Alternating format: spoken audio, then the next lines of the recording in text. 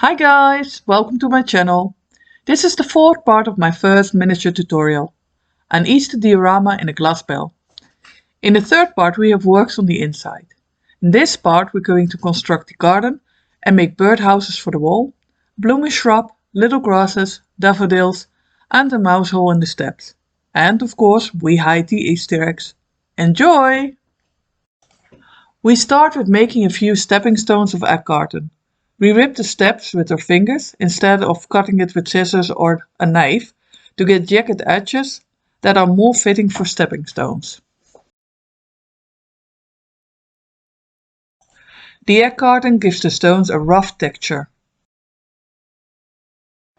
Before we glue the stepping stones in their right places, we paint the underground green. We made the underground in the last video, the third part of the tutorial. Lay the stepping stones on the spots where you think they look best. If you're happy, glue them on. Use the tweezer to shape them a bit. Squeeze the stepping stone a bit to make it a little higher.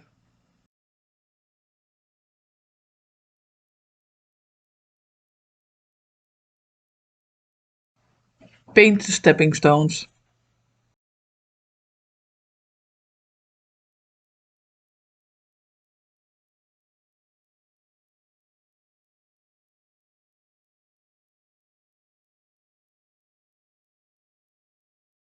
Smear glue on the green base while avoiding the stepping stones. Sprinkle the green decoration on the glue. Shake the abundance off on a piece of paper. I intended the garden to be grassy, but it turned out to be more mossy looking. The decoration is of my village, and it was what I had laying around. It makes the garden look a bit neglected and shabby, which I actually quite like. Sometimes that happens and your project changing a bit, but that can be a good thing.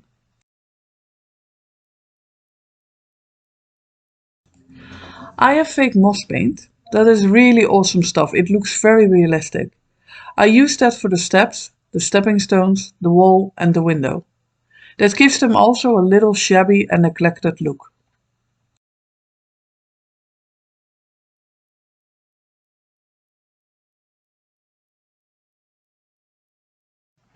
I did have some grassy bits left, so I glue a few bits here and there. I should have more, but I can't find it. Do you have that problem too, that you have so much dollhouse bits and pieces that you can't find stuff, but you're really sure you should have it somewhere? This little garden is really getting into shape. I really like it. But the wall looks empty and needs some birdhouses. Let's be honest, what's a garden without birds? Draw and cut a triangle from wood approximately 1 centimeter high.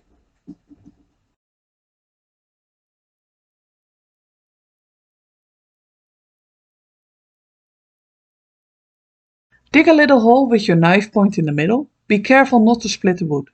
Make it straight at the bottom. Cut from thin carton a half circle that fits at the bottom of the hole. That is the bit where the bird could stand on before he goes in. The landing strip, so to say. Glue that at the bottom of the hole.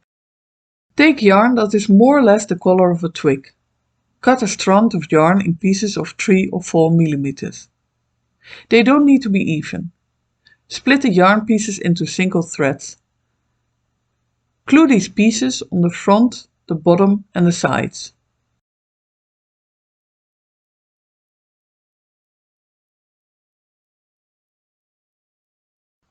This way it looks like the birdhouse is built up from twigs. Don't glue twigs on the back, because that makes it harder to stick on the wall later on.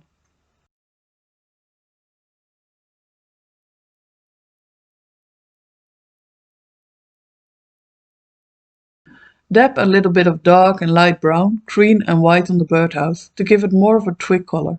Not too much, otherwise it looks unrealistic. Place them on the wall with wood glue. Now we add a little blooming shrub to the garden. We use scissor rope for this. Cut 2 or 3 strands of different length. Open them out until you tease them all out. You already get a bit the idea of a little bush. Cut the bottom of the rope shorter, otherwise the bottom of the shrub will be too long. Put a thick drop of hot glue on baking paper and push the bottom of the strings together in the hot glue. Hold it there until the glue has cooled down. The hot glue is keeping the shrub together and acting as a flat base.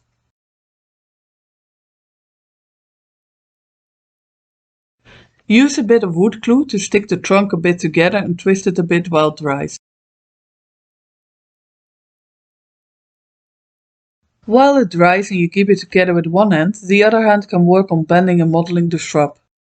Give it a nice haircut to make the individual branches different lengths.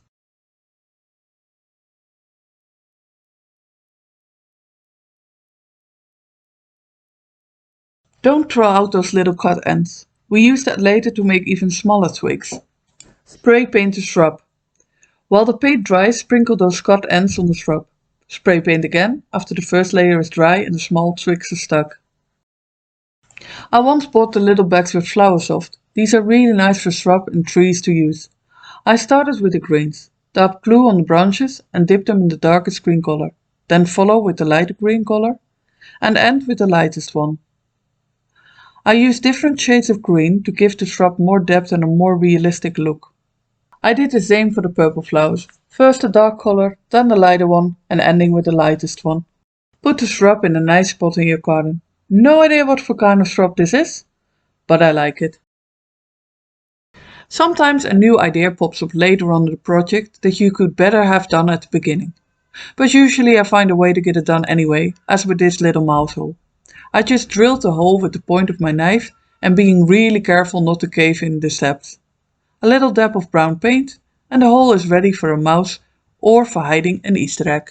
Talking about Easter eggs, let's get cracking. I used many colors of polymer clay for this. Whatever brand you have is fine for this. Start making many little eggs.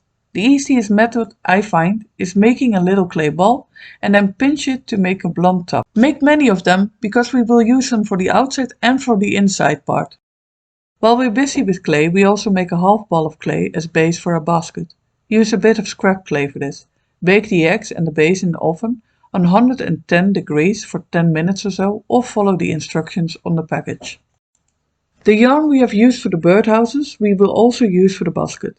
Split the thread and keep two strands together. With a little wood glue on your finger you start with the thread the beginning of a spiral.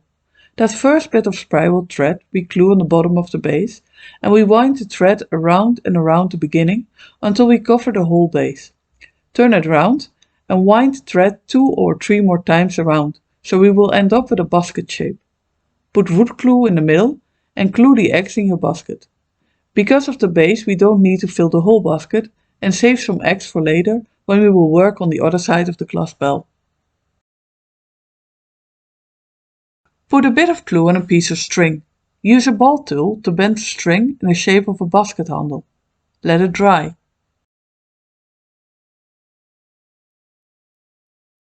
When it's dry, cut it to the right length and glue it to the basket. Put the egg basket in a nice spot in your garden. And glue a few eggs in hiding places for the kids to find later. I put one in the mouse hole, between the grasses, one under the shrub and one in the windowsill. For the last part, the daffodils. We're gonna mix green and translucent and white and translucent and yellow and translucent. Roll out a snake of white clay. Cut 7 pieces, 1 center and 6 petals. Stick them together.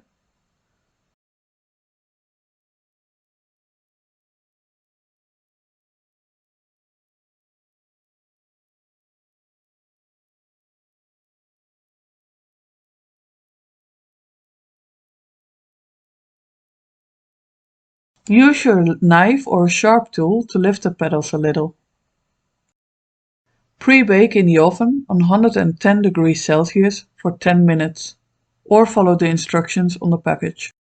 Cut a bit of thin wire, I use 2 mm, and make on one end an eye.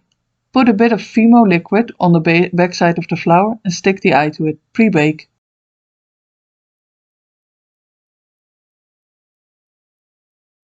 Paint the wire green. Take a bit of yellow and squeeze one end between your fingers and make a hole in the other end with a needle tool. The whole thing looks a bit like a cone shape. Cut the thinnest part away. Put a bit of the liquid clay on front of the flower and stick the yellow cup in the middle.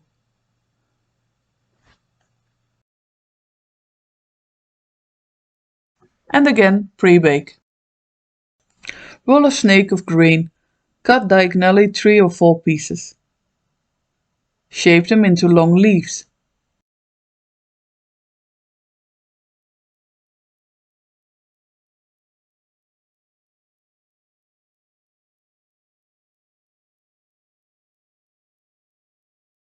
Add the leaves to the wire.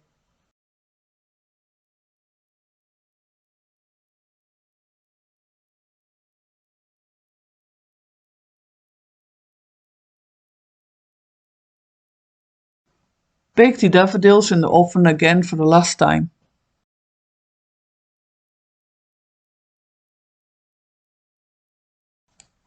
I showed you the making of one daffodil, but we needed a few, so I made some more and wound the stems of the 3 or 4 together to make a little cozy daffodil group. Cut the wires to the right length.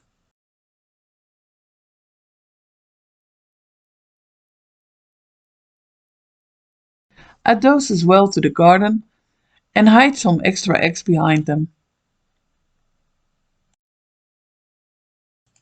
So guys, that's a wrap for the fourth part. This video took a bit longer than the others because we had so much to cover. This outside is all done, though you could add to it of course if you like. Hopefully you enjoyed it and will join me again for the next part when we finish the other side.